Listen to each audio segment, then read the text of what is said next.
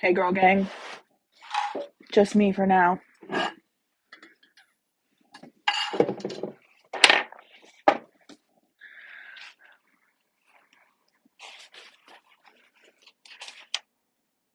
All by myself, don't wanna be all by my. Oh, hi guys. Funny seeing you here. Okay, I have it ready for chapter 2. I'm gonna wait till the actual start time of 9 p.m., but we're gonna be reading chapters 2 and 3 of Romancing Mr. Bridgerton. Very exciting for us. That's upside down. But I'm just gonna make my little poster really quick while I wait. Just give people a chance to get on. What's up, everyone? How's everyone's day going? What's everybody been up to? Yeah, I'm going to be reading Romancing Mr. Bridgerton in just a few minutes. I'll probably actually start at like 9:02. So everyone go pee-pee. Everyone go grab a drink. I guess you can bring me with you because I'm the only one that is seen. But that's fine. Go do what you need to do. Go piss, girl. I'm just changing my poster really quick. And then I'm going to start reading at 9:02. I think that's a good time. I'm going to be reading chapters 2 and 3 this week, this Friday. No.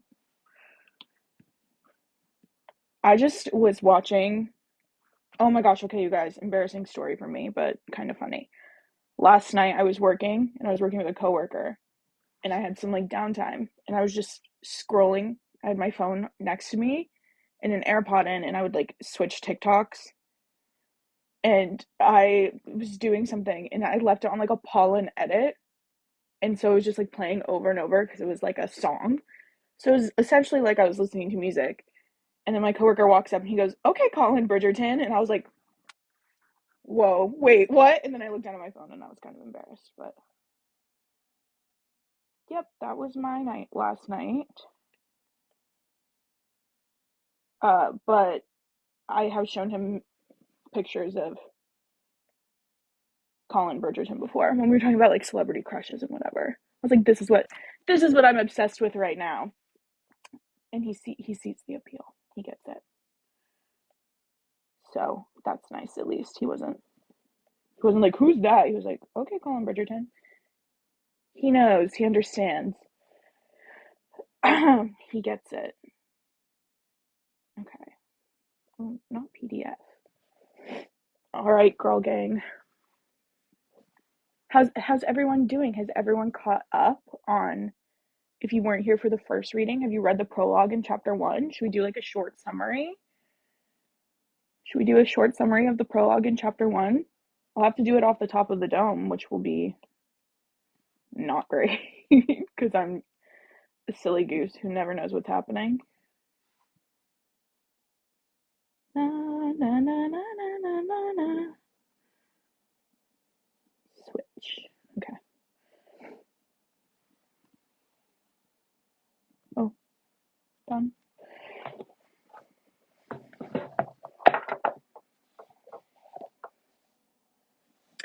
I'm gonna light my candle. I forgot last week until the very end. So you guys, there's a reason I have this specific candle out. Oak moss and amber. I was at the farmer's market many a year ago, and I was walking around. Ooh, she's slipping and sliding. And I was walking around, and I said aloud, "I want a candle that smells like a good smelling man." And lo and behold, I was called over by a candle maker, and she said, "Smell this one." And it was this oak moss and amber candle. We're slipping, we're sliding. Is this oak moss and amber candle, and now I'm just like, this is what like a dream man smells like. Like this is the dream. So in my mind, any like hot, hey, any attractive fictional man smells like this candle. This is my hot man candle. Thus, when we read about the hot men, we light the hot man candle. Duh. So, yeah, this is my oak moss and amber hot man candle. And my Lady Whistledown hoodie. You guys, this was a gift. This was a gift from my best friend. I just got it. She got it for me for Christmas, but I wasn't home. So now I'm wearing it to hide my identity so no one knows who I am. Yeah. I'm gonna start in just a second. So, review.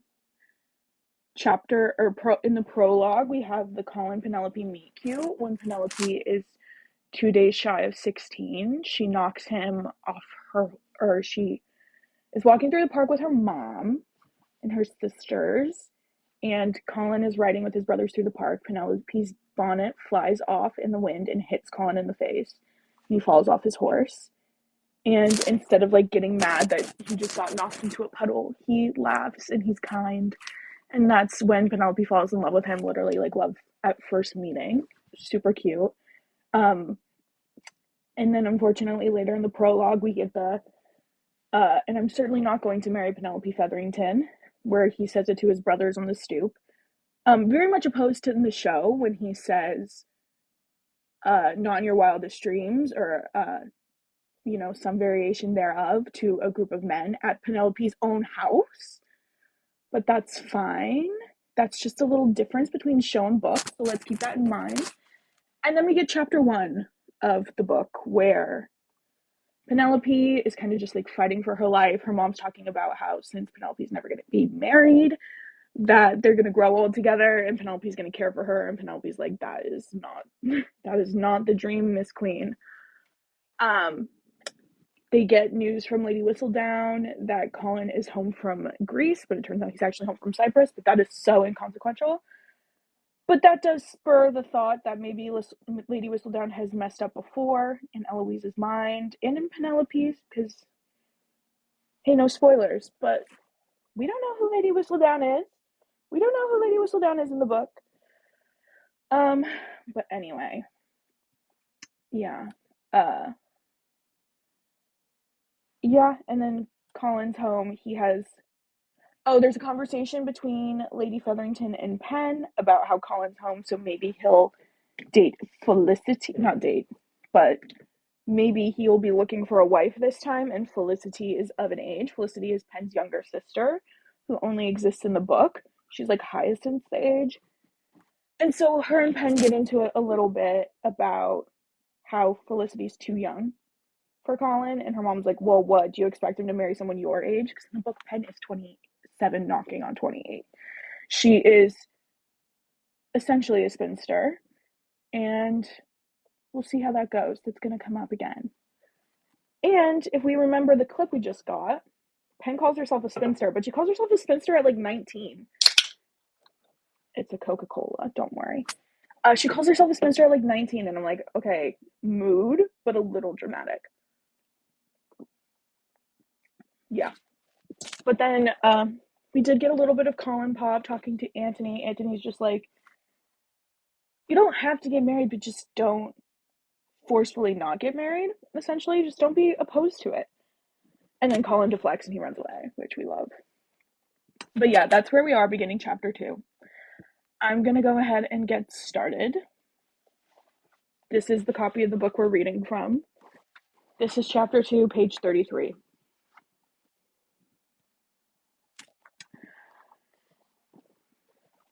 It has always been fashionable among the Ton to complain of ennui, but surely this year's crop of party-goers has raised boredom to an art form. One cannot take 2 steps at a society function these days without hearing the phrase dreadfully dull or hopelessly banal. Indeed, this author has even been informed that Cressida Twombly recently remarked that she was convinced that she might perish of eternal boredom if forced to attend one more off-key musicale. This author must concur with Lady Twombly about that note. While this year's selection of debutantes are an amiable bunch, there is not a decent musician among them. If there is to be an antidote for the disease of tedium, surely it will not You guys, I'm so sorry. I can't read with these glasses. I thought it was funny, and it's just not funny. If there's to be an antidote for the disease of tedium, surely it'll be Saturday's feet at Bridgerton House. The entire family will gather, along with 100 or so of their closest friends, to celebrate the Dowager Viscountess's birthday. It is considered crass to mention a lady's age, and so this author will not reveal which birthday Lady Bridgerton is celebrating. But have no fear, this author knows. Lady Whistledown Society Papers, 9th of April, 1824. Spinsterhood was a word that tended to invoke either panic or pity, but Penelope was coming to realize that there were decided advantages to the unmarried state.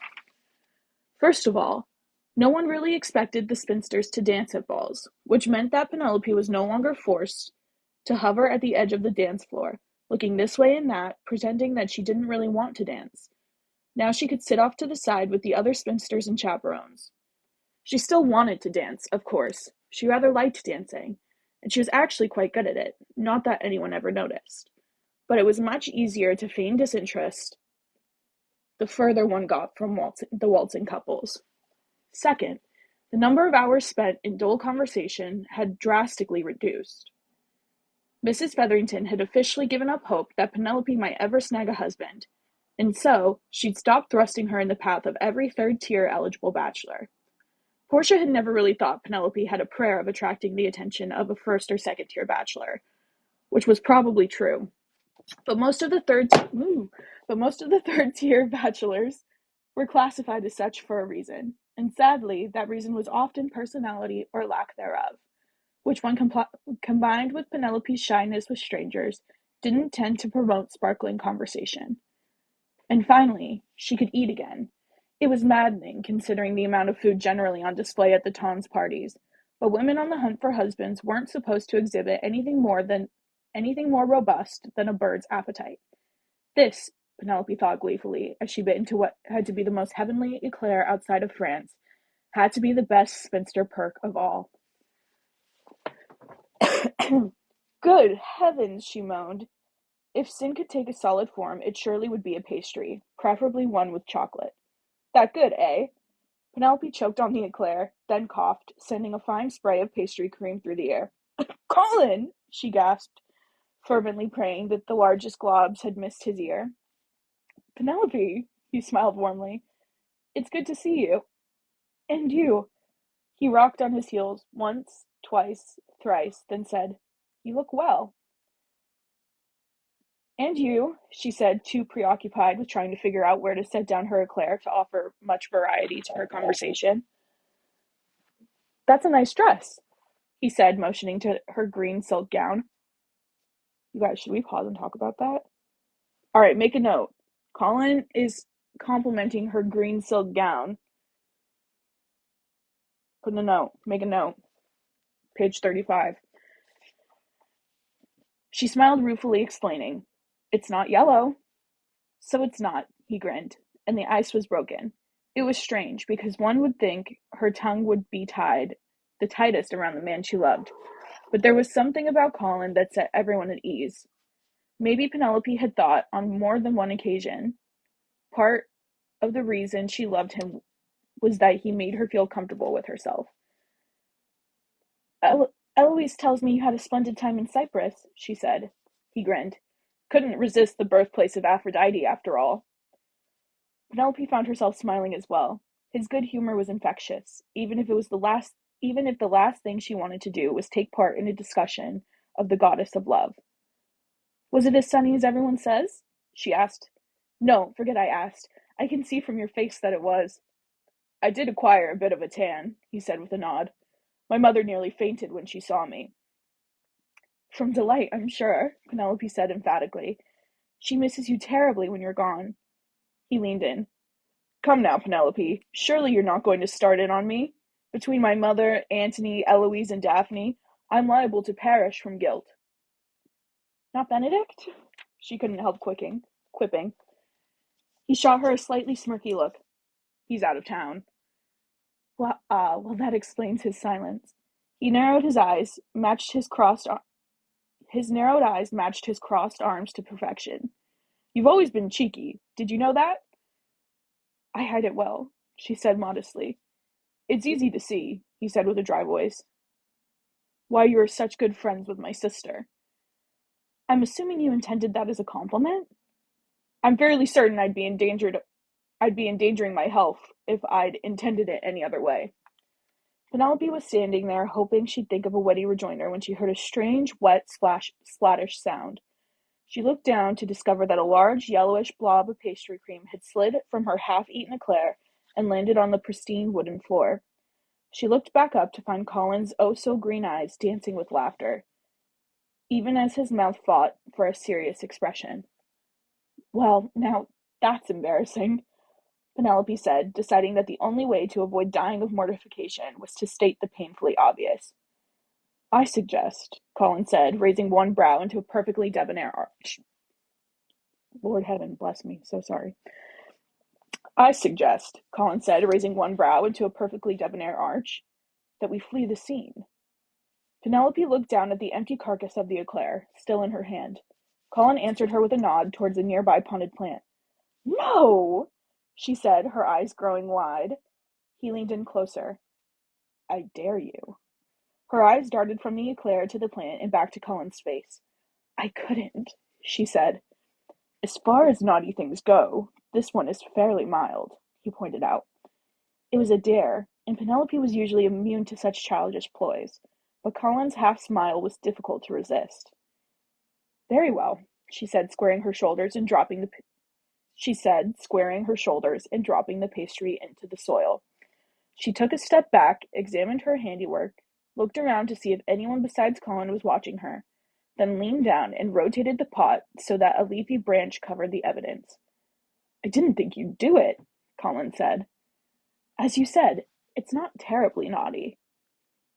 No, but it is my mother's favorite potted palm. Colin! Penelope whirled around, fully intending to sink her hand right back into the plant to retrieve the eclair. How could you let me...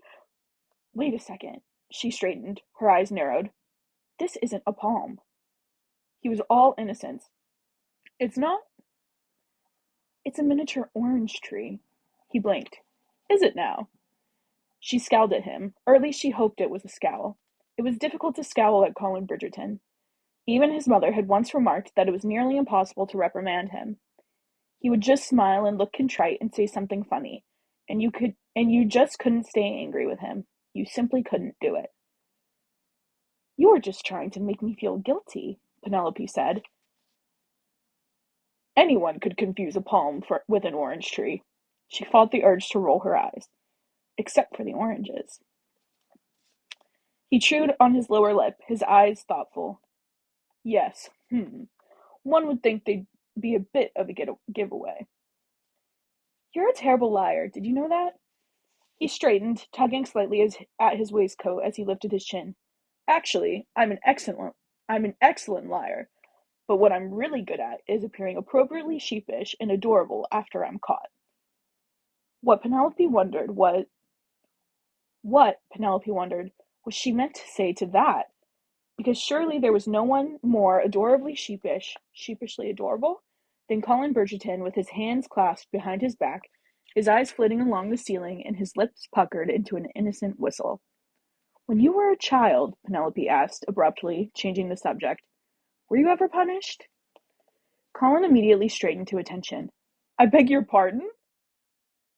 Were you ever punished as a child? She repeated. Are you ever punished now?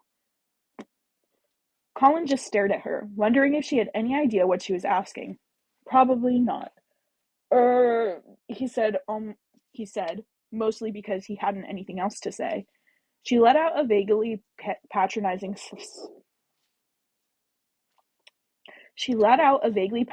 sigh. I thought not. If he were a less indulgent man, if this were anyone but Penelope Featherington, whom he knew did not possess a malicious bone in her body, he might take offense. But he was an uncommonly... I'm so sorry. I'm going to take that whole paragraph from the top.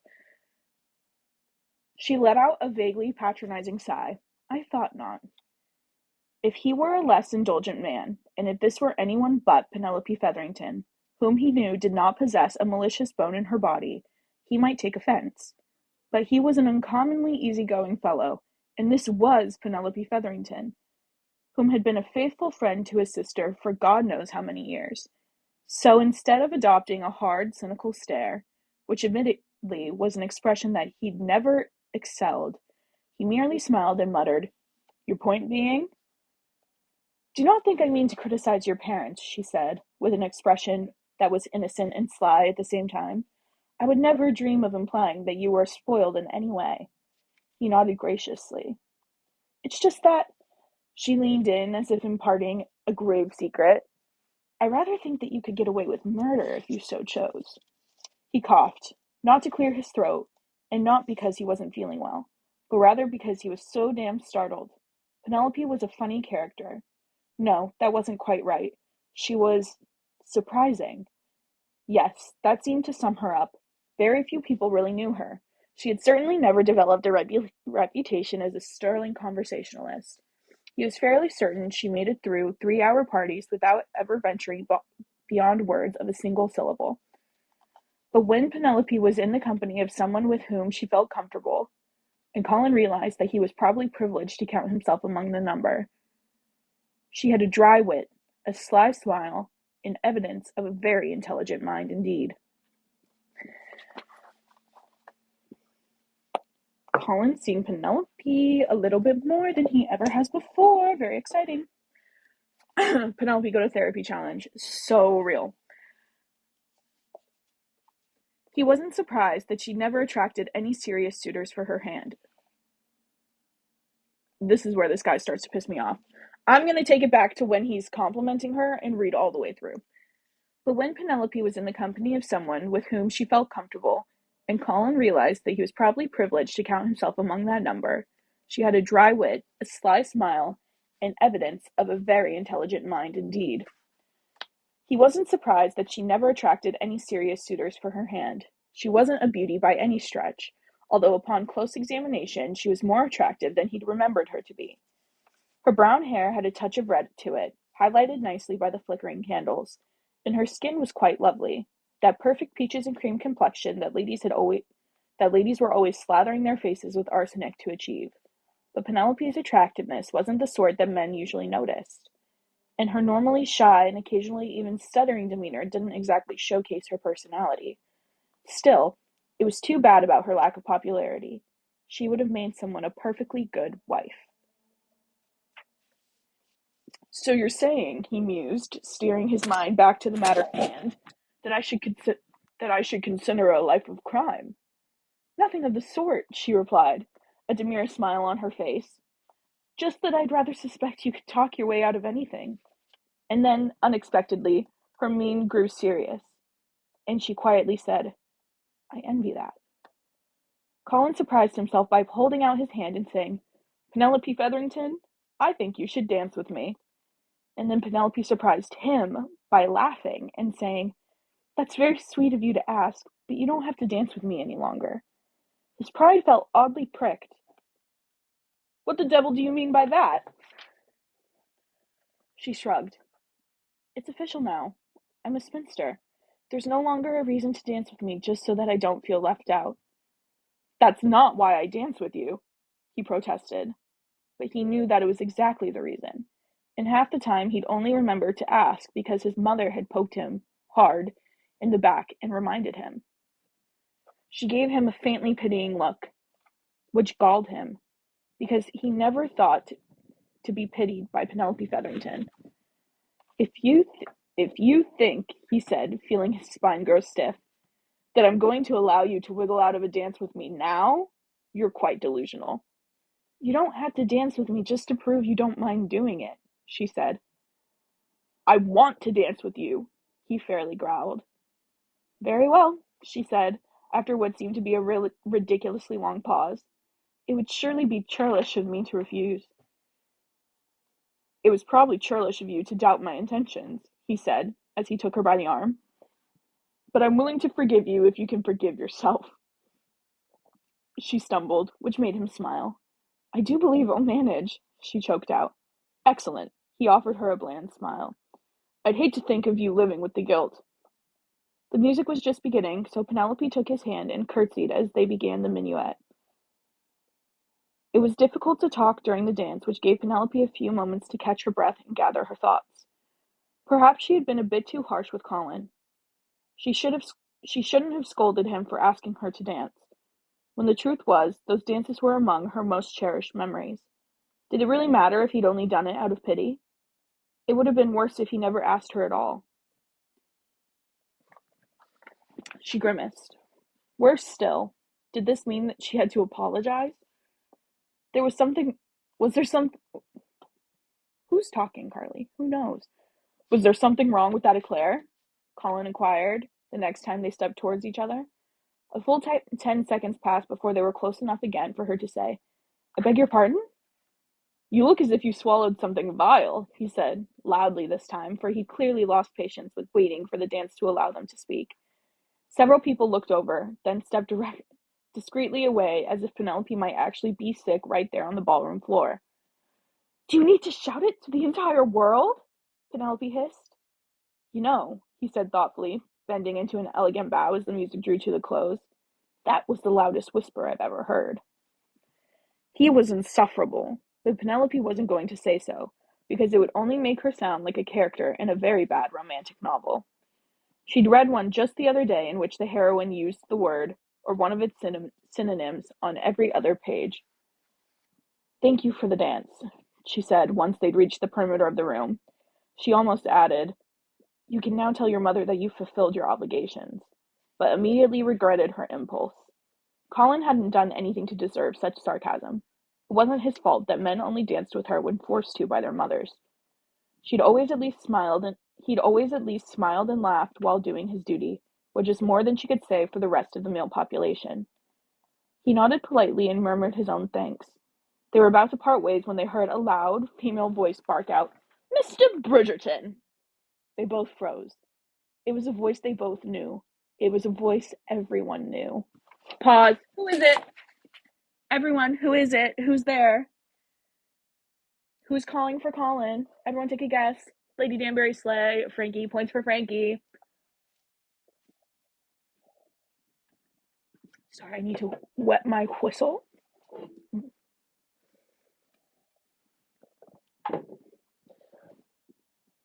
Okay. Yes, it's Lady Danbury. Save me, Colin groaned. Penelope looked over her shoulder to see the infamous Lady Danbury pushing her way through the crowd, wincing when her ever-present cane landed on the foot of some hapless young lady. Maybe she means a different Mr. Bridgerton? Penelope suggested. There are quite a few of you after all, and it's possible.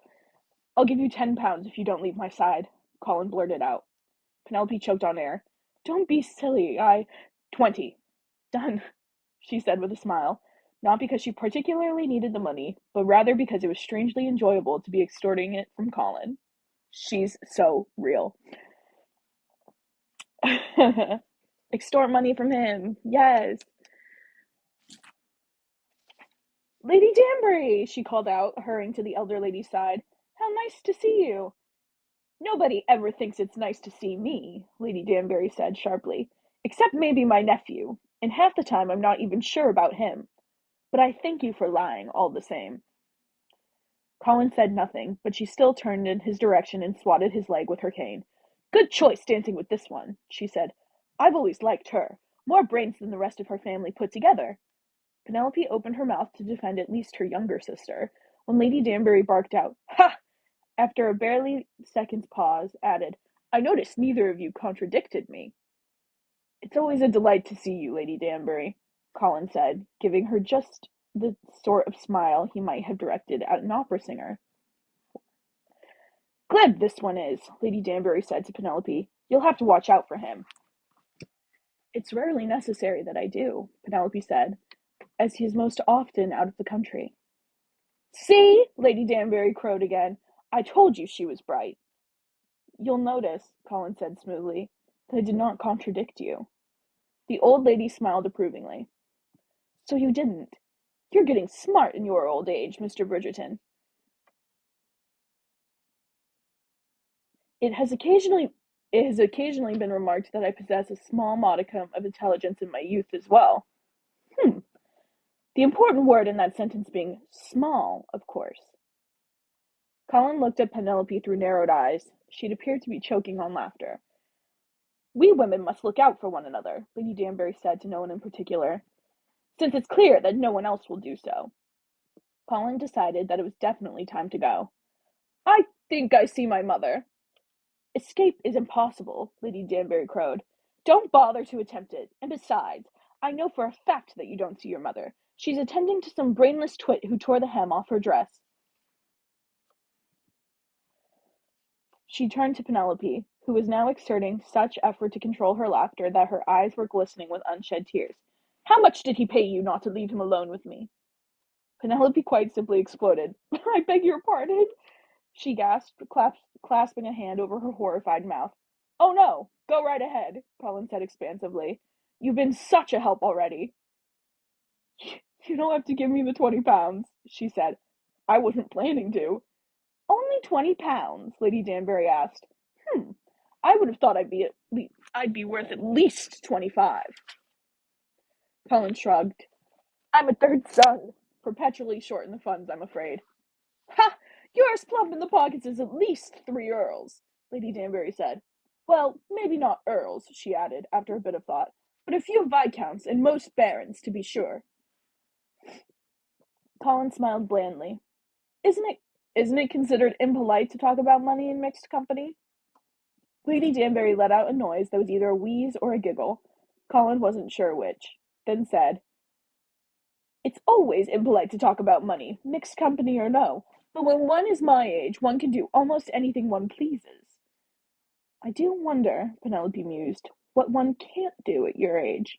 Penelope turned to her, Lady Danbury turned to her. I beg your pardon? You said that one could do almost anything one pleases. Lady Danbury stared at her in disbelief, then cracked a smile. Colin realized that he was smiling as well.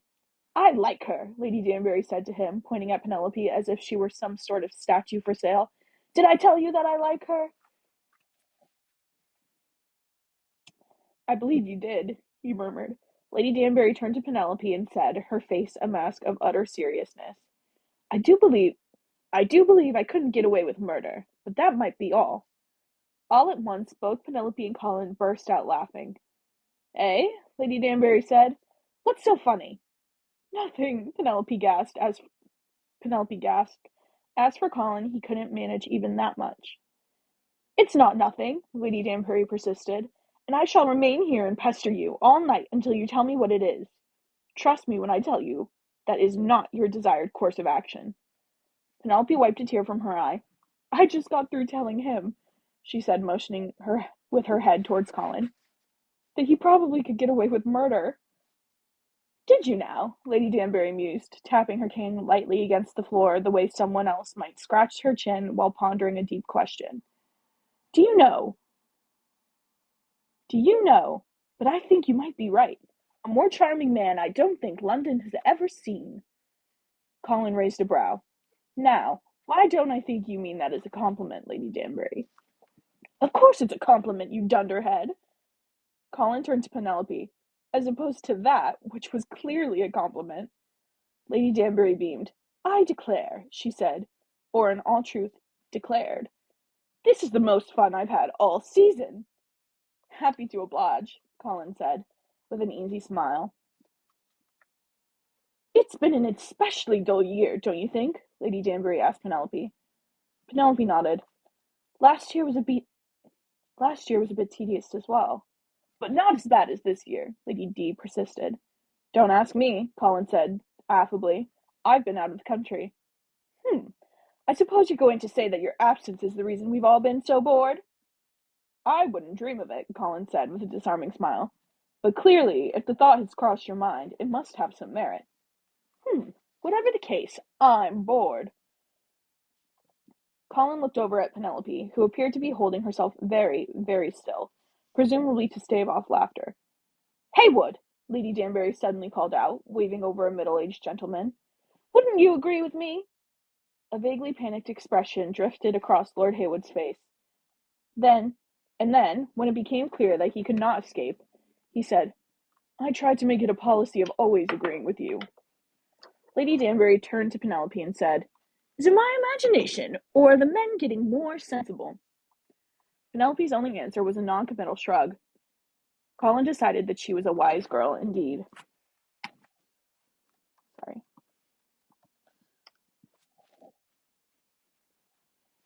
Haywood cleared his throat, his blue eyes blinking fast and furious in his rather fleshy face. What precisely am I agreeing to? That this season is boring. Penelope supplied helpfully. Ah, Miss Featherington, Haywood said in a blustery sort of voice. Didn't see you there. Colin stole just enough of a glance at Penelope to see her lips straighten into a small, frustrated smile. Right here next to you, she muttered. So you are, Haywood said jovially. And yes, the season is dreadfully boring. Did someone say the season is dull? Colin glanced to his Colin glanced to his right. Another man and two ladies had just joined the group and were avidly expressing their agreement. Tedious, one of them murmured. Appallingly tedious. I have never attended a more banal round of parties, said one of the ladies. One of the ladies announced with an affected sigh. I shall have to inform my mother, Colin said tightly. He was among the most easy-going of men, but really there were some insults that he could not let pass. Oh, not this gathering, the woman hastened to add. This ball is truly the only shining light in the otherwise dark and dismal string of gatherings. Why, I was just saying to... Stop now, Lady Danbury ordered, before you choke on your foot. She's so real. The lady quickly silenced herself. It's odd, Penelope murmured. Oh, Miss Featherington, the lady who'd previously been going on about the dark and dismal gatherings. Didn't see you there. What's odd? Colin asked before anyone else could tell Penelope how unremarkable they found her. She gave him a small, grateful smile before explaining herself. It's odd. It's odd how the ton seems to entertain themselves by pointing out how unentertained they are. I beg your pardon? Haywood asked, looking confused. Penelope shrugged. I think the lot of you are having a jolly good time talking about how bored you are. That's all. Her comment was met with silence. I'm so sorry.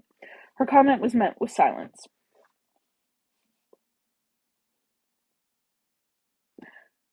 Lord Haywood continued to look confused, and one of the two ladies must have had a speck of dust in her eye, because she couldn't seem to do anything but blink. Colin couldn't help but smile. He hadn't thought Penelope's statement was such a terribly complicated concept. The only interesting thing to do is read Whistledown, said the non-blinking lady, as if Penelope had never even spoken. The gentleman next to her murmured his assent, and then Lady Danbury began to smile. Colin grew alarmed. The old lady had a look in her eye, a frightening look. I have an idea, she said. Someone gasped. Someone else groaned. A brilliant idea.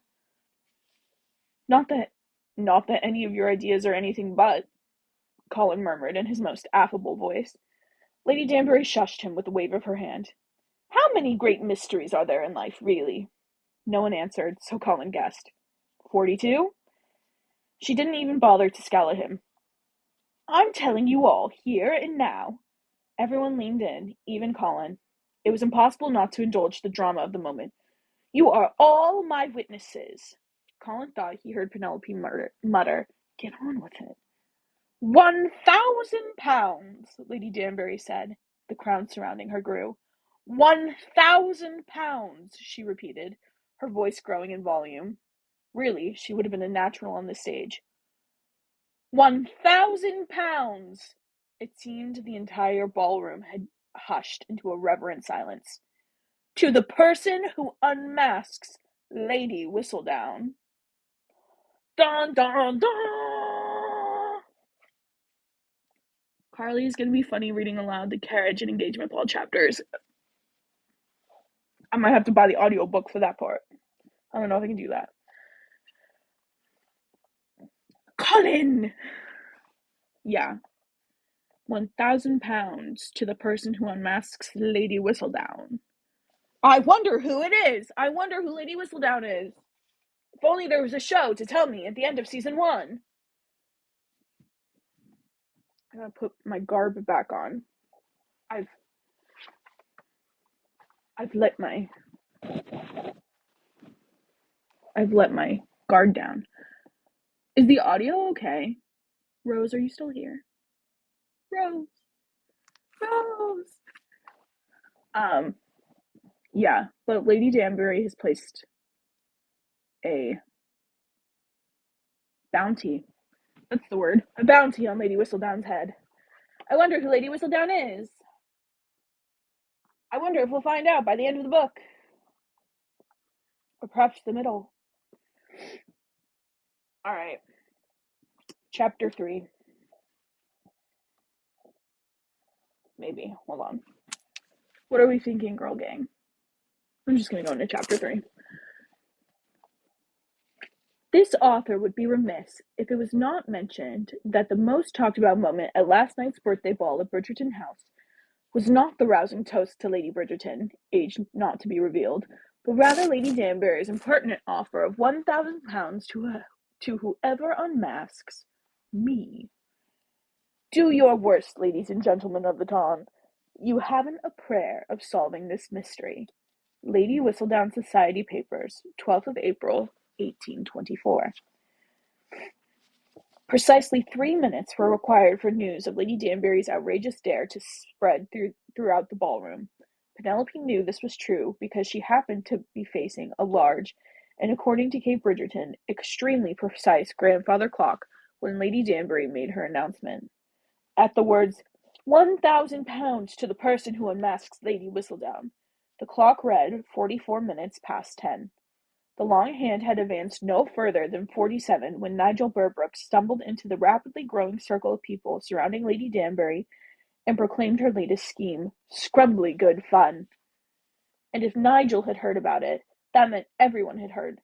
That meant everyone had, because Penelope's brother-in-law was not known for his intelligence, his attention span, or his listening ability. Nor, Penelope thought wryly, for his vocabulary. Scrumbly, indeed. And who do you think Lady Whistledown is? And who do you think Lady Whistledown is? Lady Danbury asked Nigel. No earthly idea, he admitted. Ain't me, that's all I know. I think we all know that, Lady D replied. Who do you think it is? Penelope asked Colin. He offered her a one-shouldered shrug. I've been out of town far too often to speculate. Don't be silly, Penelope said. Your cumulative time in London certainly adds up to enough parties and routes to form a few theories. But he just shook his head. I really couldn't say. Penelope stared at him for a moment longer than was necessary, or, in all honesty, socially acceptable. There was something odd in Colin's eyes, something fleeting and elusive. The Ton often thought of him as nothing more than a devil-may-care charmer, but he was far more intelligent than he let on, and she'd have bet her life that he had a few suspicions. But for some reason, he wasn't willing to share with her. Who do you think it is? Colin asked, avoiding her question with one of his own. You've been out in society just about as long as Lady Whistledown. Surely you must have thought about it. Penelope looked about the ballroom, her eyes resting on this person and that, before finally returning to the small crowd around her. I think it could very well be Lady Danbury, she replied. Wouldn't that be a clever joke on everyone? Colin looked over at the elderly lady, who was having a grand old time talking up her latest scheme. She was thumping her cane on the ground, chattering animatedly, and smiling like a cat with cream, fish, and an entire roast turkey. It makes sense, he said thoughtfully, in a rather perverse sort of way. Penelope felt the corners of her mouth twist. She's nothing if not perverse. She watched Colin watching Lady D for another few seconds, and then quietly said, But you don't think it's her. Colin slowly turned his head to face her, raising one brow in silent question. I can tell by the expression on your face, Penelope explained. He grinned, that loose, easy grin he so often used in public. And here I thought I was inscrutable. Afraid not, she replied. Not to me, anyway. Colin sighed. I fear it will never be in my destiny to be a dark, brooding hero. You may well find yourself someone's hero, Penelope allowed. There's time for you yet, but dark and brooding? She smiled. Not very likely. Too bad for me, he said jauntily, giving her another one of his well-known smiles. This one lopsided. This one lopsided. This one the lopsided, boyish one. The dark, brooding types get all the women.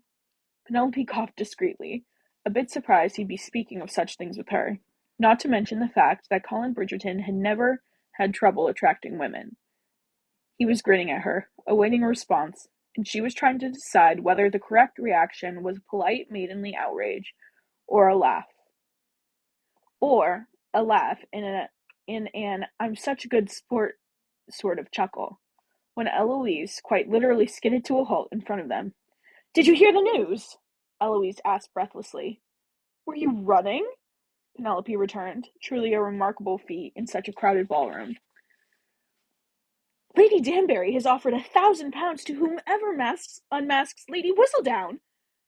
We know, Colin said in the vaguely superior tone exclusive to older brothers.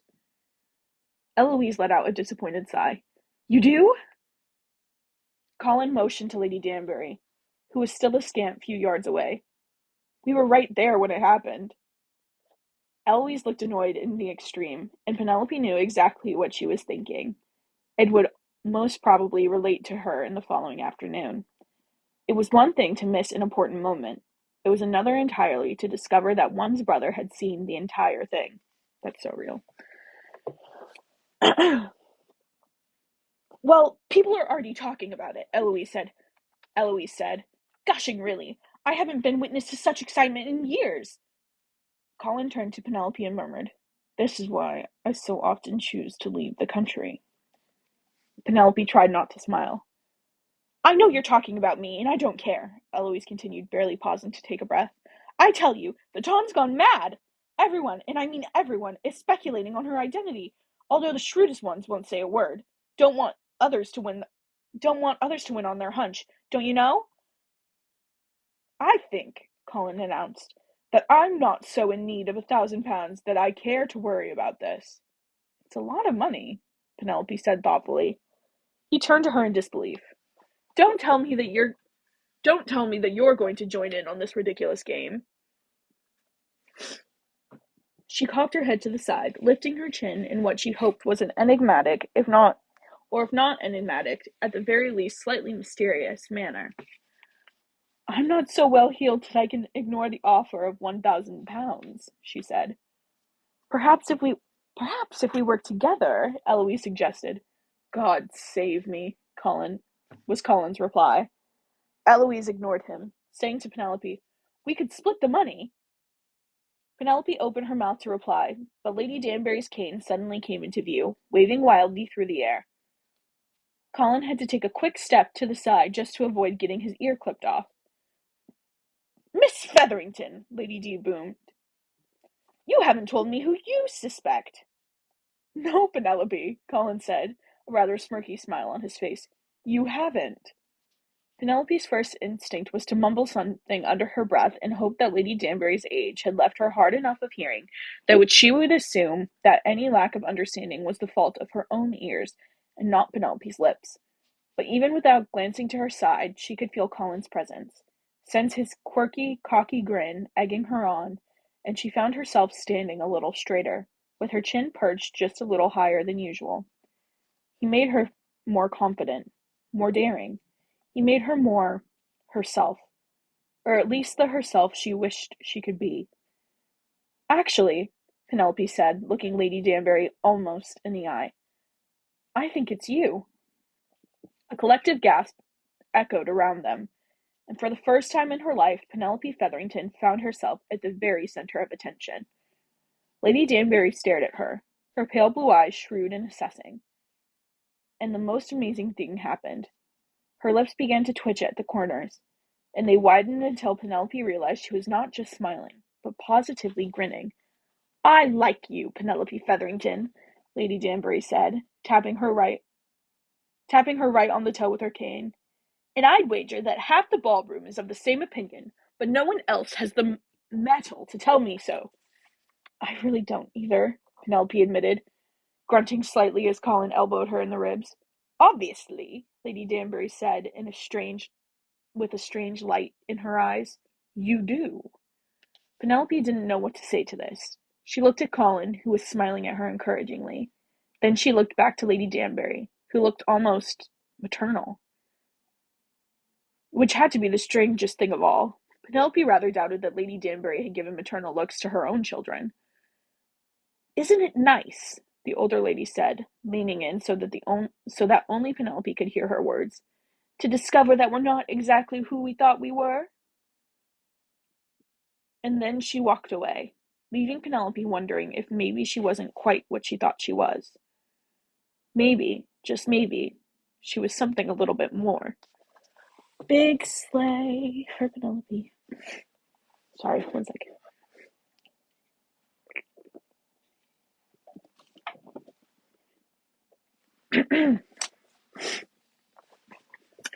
The next day was a Monday, which meant that Penelope took tea with the Bridgerton ladies in number 5. She didn't know when precisely she'd fallen into that habit. But it had been so for close to a decade, and if she didn't show up on the Monday afternoon, she'd rather thought Lady Bridgerton would send someone over to fetch her. Penelope rather enjoyed the Bridgerton custom of tea and biscuits in the afternoon. It wasn't a widespread ritual, indeed. Penelope knew of no one else that made a daily habit out of it, but Lady Bridgerton insisted that she simply could not last from the luncheon to supper, especially not when they were observing town hours and eating so late at night. And thus, every afternoon at 4, she and any number of her children, and often a friend or two, met in the informal upstairs drawing room for a snack. There was a drizzle in the air, even though it was a fairly warm day, so Penelope took her black parasol with her for the short walk over to number 5. It was a route she'd followed hundreds of times before, a few houses down to the corner of Mount and Davy Street, then along the edge of Berkeley Square to Bruton Street. But she was in an odd mood that day, a little bit light-hearted and maybe even a little bit childish, so she decided to cut across the northern corner of the Berkeley Square Green for no other reason than she liked the squishy sound her boots made in the wet grass. It was Lady Danbury's fault. It had to be. She'd been positively giddy since their encounter the night before. "Not what I thought I was," she sang to herself as she walked, adding a word every time the soles of her boots sank to the ground. "Something more, something more." She reached a particularly wet patch and moved like a skater on the grass, singing, softly of course. She hadn't changed so much from the night before that she actually wanted someone to hear her singing in public. "Something more," as she slid forward. Which was, of course, since it was fairly well established in her own mind at least, that she had the worst timing in the history of civilization, right when she heard a male voice call out her name. She skidded to a halt and gave fervent thanks that she caught her balance at the very last moment instead of landing on her bottom on the wet and messy grass. It was, of course, him. "Colin!" she said in a slightly embarrassed voice, holding still as she waited for him to reach her side. "What a surprise!" He looked like he was trying not to smile. "Were you dancing?" "Dancing!" she echoed. "It looked like you were dancing." "Oh, no," she swallowed guiltily, because even though she wasn't technically lying, it felt as if she were. "Of course not." His eyes crinkled slightly at the corners. "Pity, then. I would have felt compelled to partner you, and I've never danced in Berkeley Square." If he'd said the same to her just 2 days earlier, she would have laughed at his joke and let him be the witty, charming one. But she must have heard Lady Danbury's voice at the back of her head again, because she suddenly decided she didn't want to be the same old Penelope Featherington. She decided to join in on the fun. She smiled a smile she didn't think she'd even known how to smile. It was wicked, and she was mysterious, and she knew it wasn't all in her head because Colin's eyes widened markedly as she murmured, "That's a shame. It's rather enjoyable. Penelope Featherington, he drawled. I thought you weren't dancing. She shrugged. I lied. If that's the case, he said, then surely this must be my dance. Penelope's insides suddenly felt very queer. This was why she shouldn't let whispers from Lady Danbury go to her head. She might manage daring and charm for a fleeting moment, but she had no idea how to follow through. Unlike Colin, obviously, who was grinning devilishly as he held his arms in the perfect waltz position. Colin, she gasped, we're in Berkeley Square. I know. I just finished telling you I've never danced here. Don't you recall? But Colin crossed his arms. Tisk, tisk. I would do the noise, but I don't think you can hear it. Okay, Rose, get out of here. Songbird, that's me.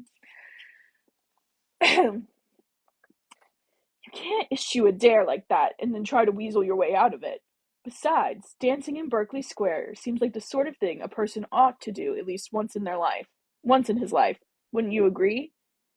Anyone might see, she whispered urgently. He shrugged, trying to hide the fact that he was rather entertained by her reaction. I don't care. Do you? Her cheeks grew pink, then red, and it seemed to take her a great deal of effort to form the words. People will think you are courting me. He watched her closely, not understanding why she was disturbed. Who cared if people thought they were courting?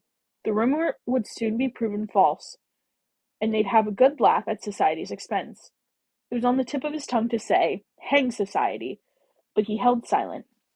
There was something lurking deep in the brown depths of her eyes, some emotion he couldn't begin to identify, an emotion he suspected he'd never even felt. And he realized the last thing he wanted to do was hurt Penelope Featherington. She was his sister's best friend, and moreover, she was plain and simple, a very nice girl. He frowned. He supposed he shouldn't be calling her a girl any more. At 8 and 20, she was no more a girl than he was still a boy at 3 and 30. Finally, with great care and what he hoped was a good dose of sensitivity, he asked, Is there a reason why you should worry if people think we're courting? She closed her eyes, and for a moment Colin actually thought she might be in pain. When she opened them, her gaze was almost bittersweet. It would be very funny, actually, she said. At first, he said nothing, just waited for her to continue. But eventually, it would become apparent that we were not actually courting, and it would... She stopped, swallowed, and Colin realized that she was not as composed on the inside as she hoped to appear. It would be assumed, she continued, that you were the one to break things off because, well, it just would be. He didn't argue with her. He knew her words were true. She let out a sad-sounding exhale. I don't want to subject myself to that. Even Lady Whistledown would probably write about it. How could she not? It would be far too juicy a piece of gossip for her to resist. I'm sorry, Penelope, Colin said. He wasn't sure what he was apologizing for, but it still seemed like the right thing to say. She acknowledged him with a tiny nod. I know, I shouldn't care what other people say, but I do. He found himself slightly turning away as he considered her words. Or maybe he was considering the tone of her voice. Or maybe both. He always thought of himself as somewhat above society. Not really outside of it, precisely, since he was certainly moved within it, and usually enjoyed himself quite a bit. But he always assumed that his happiness did not depend upon the opinions of others. But maybe he wasn't thinking about this the right way. But maybe he wasn't thinking about this the right way. It was easy to assume that you didn't care about the opinions of others when those opinions were consistently favorable. Would he be so quick to dismiss the rest of society if they treated him the way they treated Penelope? She'd never been ostracized, never been made the subject of scandal, but she just hadn't been popular. Oh, people were polite, and the Bridgertons had all befriended her, but most of Colin's memories of Penelope involved her standing at the perimeter of the ballroom, trying to look anywhere but at the dancing couples, clearly pretending that she really didn't want to dance. That was usually when he went over and asked her himself. She always looked grateful for the request, but also a little bit embarrassed. because they both knew he was doing it at least a little bit because he felt sorry for her. Hmm. Yeah, I'm sorry, Haley, you did miss the eclair scene. Maybe we'll do a recap. Colin tried to put himself in her shoes. It wasn't easy. He'd always been popular. His friends had looked up to him at school, and the women had flocked to his side when he entered society. And as much as he could say he didn't care what people thought, when it came right down to it, he rather liked being liked. Suddenly, he didn't know what to say, which was strange, because he always knew what to say. In fact, he was somewhat famous for always knowing what to say. It was, he reflected, probably one of the reasons he was so well liked. But he sensed that Penelope's feelings depended on his words, on his next words, and at some point in the last 10 minutes, her feelings had become very important to him. "You're right," he finally said, deciding that it was always a good idea to tell someone she was correct. "It was very insensitive of me. Perhaps we should start anew?" She blinked. "I beg your pardon?" He waved his hand about, as if the motion could explain everything. "Make a fresh start." She looked quite adorably confused, which confused him, since he'd never thought Penelope the least bit adorable. "But we've known each other for 12 years," she said. "Has it really been that long?"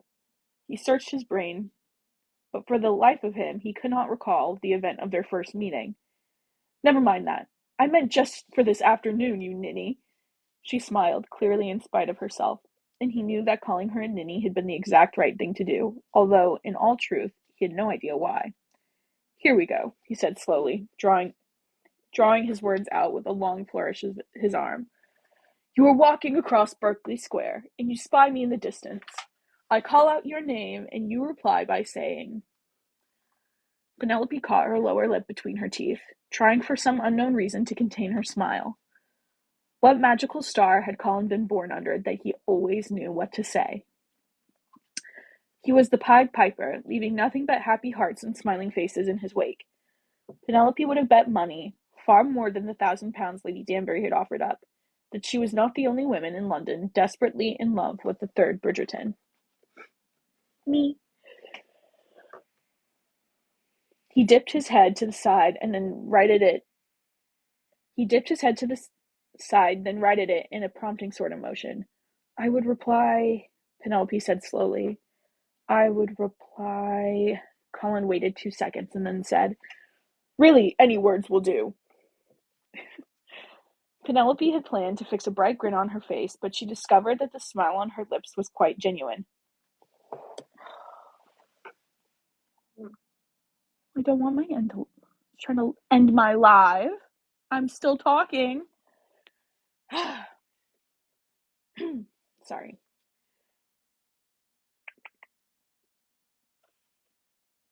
I'm so sorry. Colin waited 2 seconds and said, "Really, any words will do." Penelope had planned to fix a bright grin on her face, but she discovered that the smile on her lips was quite genuine. "Colin!" she said, trying to sound as if she'd been surprised by his arrival. "What are you doing about?" "Excellent reply," he said. She shook her finger at him. "You're breaking out of character." Yes, of course, apologies." He paused, blinking twice, then said, Here we are. How about this? Much the same as you, I imagine. Heading to number 5 for tea?" Penelope found herself falling into the rhythm of the conversation. "You sound as if you're just going for a visit. Don't you live there?" He grimaced. "Hopefully just for the next week. A fortnight at most. I'm trying to find a new place to live. I had to give up the lease on my old set of rooms when I left for Cyprus, and I haven't found a suitable replacement yet. I had a bit of business down on Piccadilly, and I thought I'd walk back." "In the rain?" He shrugged. "It wasn't raining when I left earlier this morning, and even now it's just a drizzle." Just drizzle, Penelope thought. Drizzle that clung to his obscenely long eyelashes, framing his eyes of such perfect green that more than one young lady had been moved to write extremely bad poetry about them. Even Penelope, level-headed as she liked to think herself, had spent many night in bed staring at the ceiling and seeing nothing but those eyes. Hmm? Just drizzle indeed. Lady Drizzle. Anyway, Penelope? Penelope? She snapped to attention. Right, yes, I'm going to your mother's for tea as well. I do so every Monday. And often on other days too, she admitted. When there's nothing interesting occurring at my house. No need to sound so guilty about it. My mother's a lovely woman. If she wants you over for tea, you should go. Penelope had the bad habit of trying to hear between the lines of some people's conversations, and she had a suspicion that Colin was really what and she had a suspicion that Colin was really saying that he didn't blame her if she wanted to escape her own mother from time to time, which somehow, unaccountably, made her feel a little sad. He rocked on his heels for a moment, then said, Well, I shouldn't keep you out here in the rain. She smiled. Since we've been standing outside for at least 15 minutes. Still, if he wanted to continue with the ruse, she would do so as well. I'm the one with the parasol, she pointed out. His lips curved slightly. So you are, but still, I wouldn't be much of a gentleman if I didn't steer you towards a more hospitable environment. Speaking of which, he frowned, looking around. Speaking of what? Of being a gentleman. I believe we're supposed to I believe we're supposed to see to the welfare of ladies. And he crossed his arms. Shouldn't you have a maid with you? I live just around the corner, she said, a little bit deflated that he didn't remember that. She and her sister were best friends with two of his sisters, after all. He'd even walked her home once or twice. On Mount Street, she added, when his frown did not dissipate.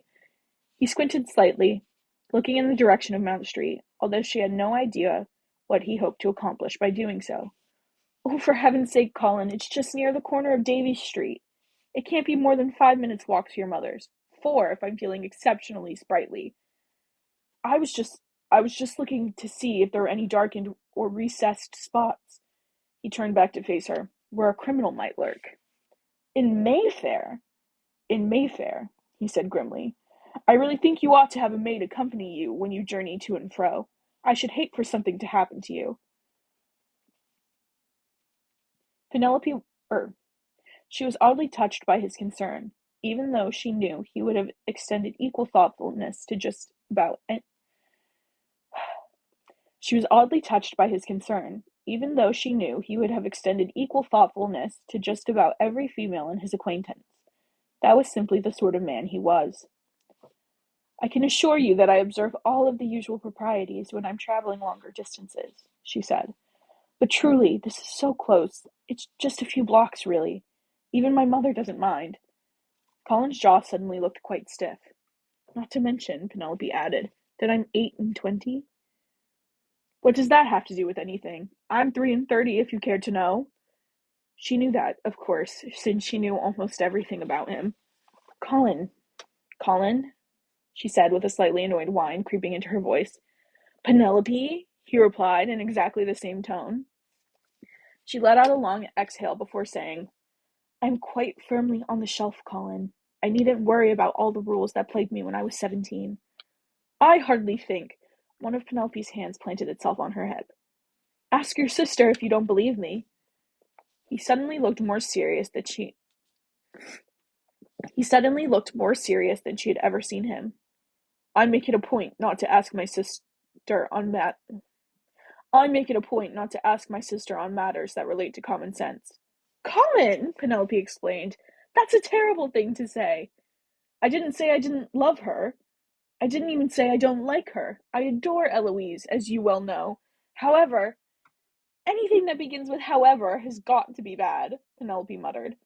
Eloise, he said with an uncharacteristic high-handedness, should be married by now. Now that was really too much, especially in the tone of voice.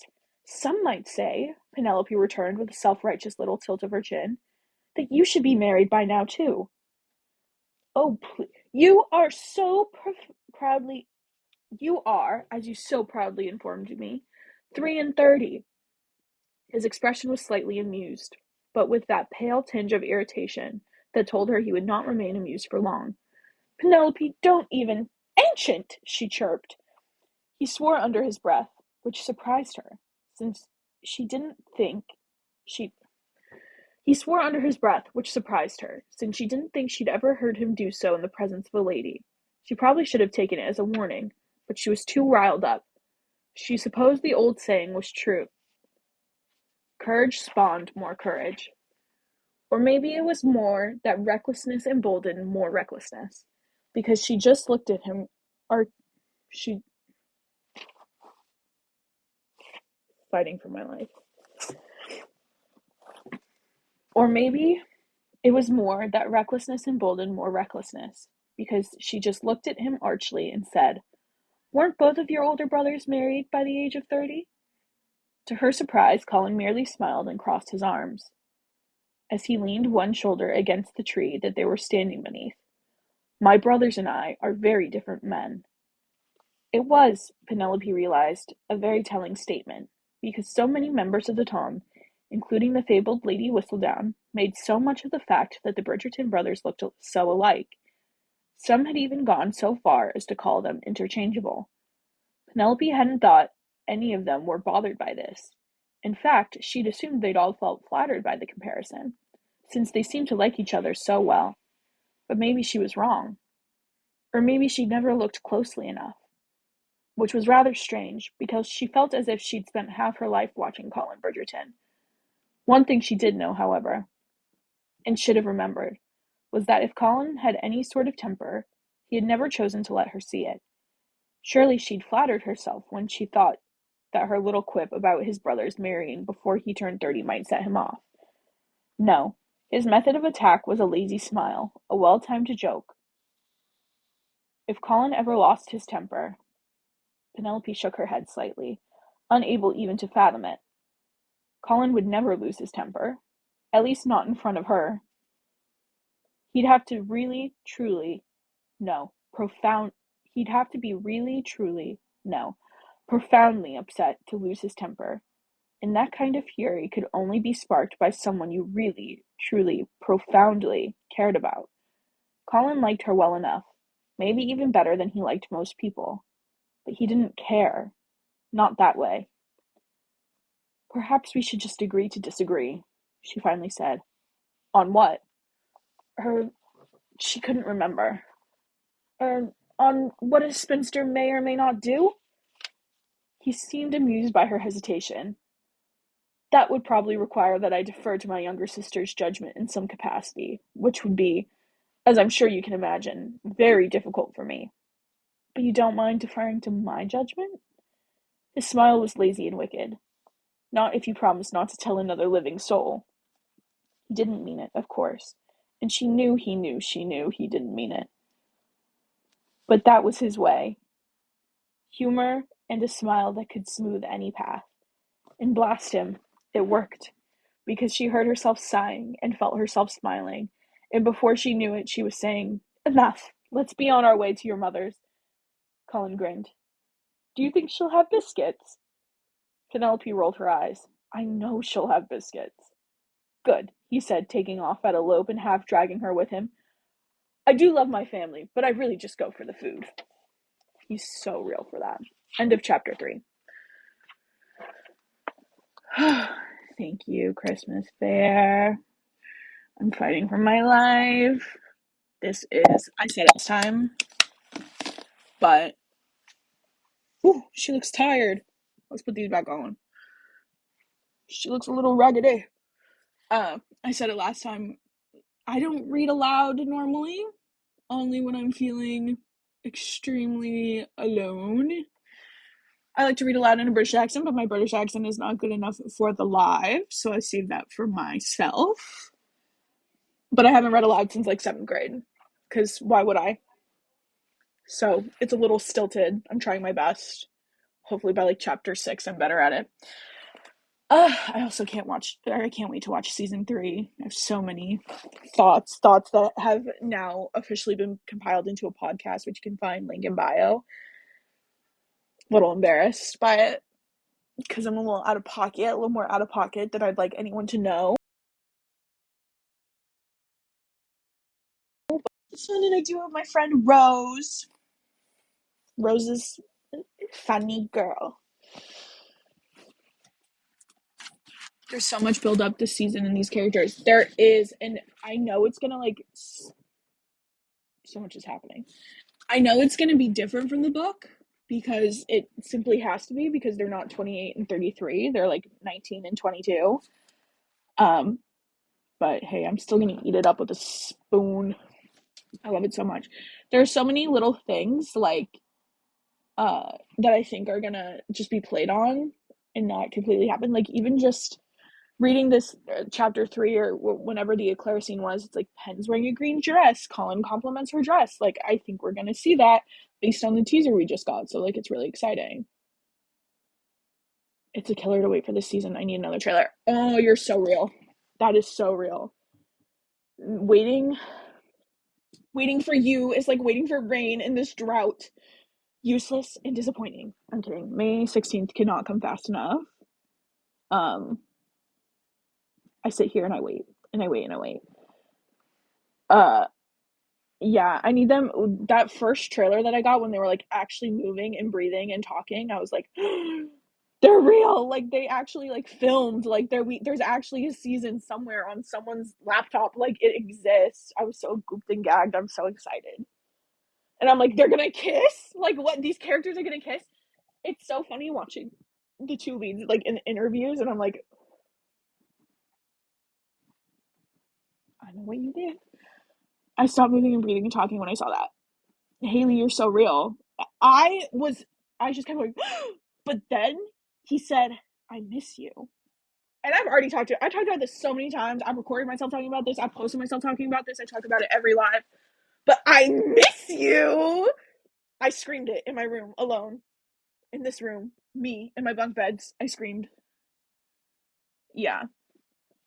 I need to read the books. How many suitors does Penn have before her and Colin get together?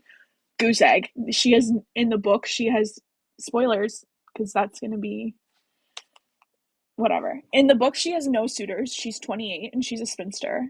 There's nary a suitor to be seen. Um, yeah, I know, right? Yeah, Penn doesn't have suitors. In the book, honestly, you guys, and you can hate me for this, I'm gonna give you a rundown of like how this book is in my head. And please, please recall, this is one of my favorite books. I have a podcast about this book, about these couples, about this show, about these characters. I love this book. This book is basically Colin being like, Penn's not so bad. Penn has thoughts and a personality. Penn is kind of cute. Penn's actually really pretty. Oh my god, Penn kissed me. I kissed Penn, and now I'm obsessed with her, and now I'm gonna chase her a little bit, and now we're gonna make out, and now we're gonna get married, and I still don't understand that I love her, but I do. And then yeah, that's basically how it is. Penn has no suitors. Sorry if that just was like a big spoiler episode, but yeah, that's what I'm so excited about the show because JQ's, yeah, Penn does need options. Here's the thing, and this is why I'm so like, give Penn options and make them actually good options.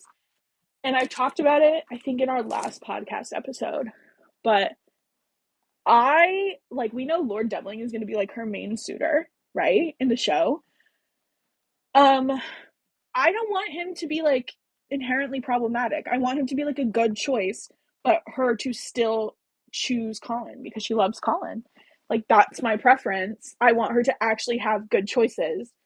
Because in the book, and we'll get to that part soon, I think, she has like this conversation with Elle, and this is spoilers.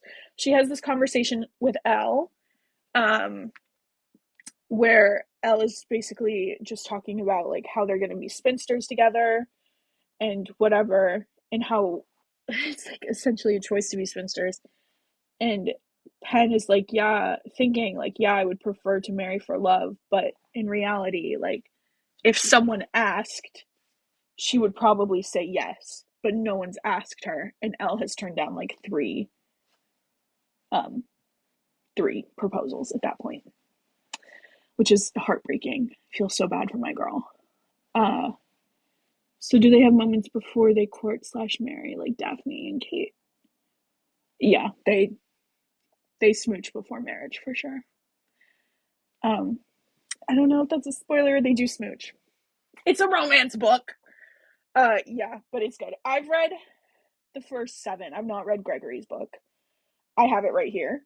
I'm gonna read it eventually, but I've not read Gregory's book. But King, I know there's like a Speak Now Taylor Swift moment. I'm excited for that. Put it on the album. Get the Vitamin String Quartet. Yeah, but we're fighting for our lives till May 16th for real. So that's all I'm gonna be reading tonight, because the later it gets and the more tired my eyes are, the worse I am at reading. Um, so we just finished chapter 3. I'm trying to think of my work schedule. When should the next reading be? Let's see.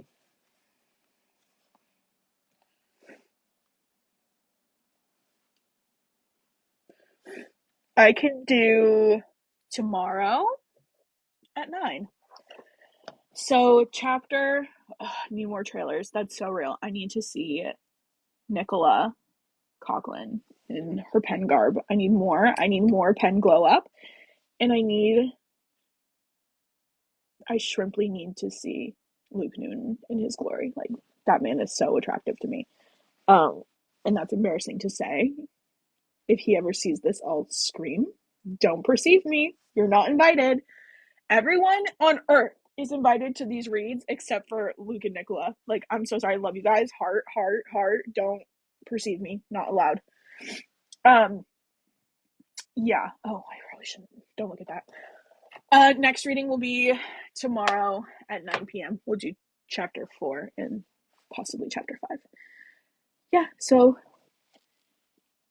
set an alarm if y'all want to join me again. Tomorrow, 9 p.m. Eastern Standard Time, we'll read chapters 4 and 5. Unless I get sleepy because I have work in the day, so maybe just chapter 4. But I will be on tomorrow at 9. I'll put it on the schedule.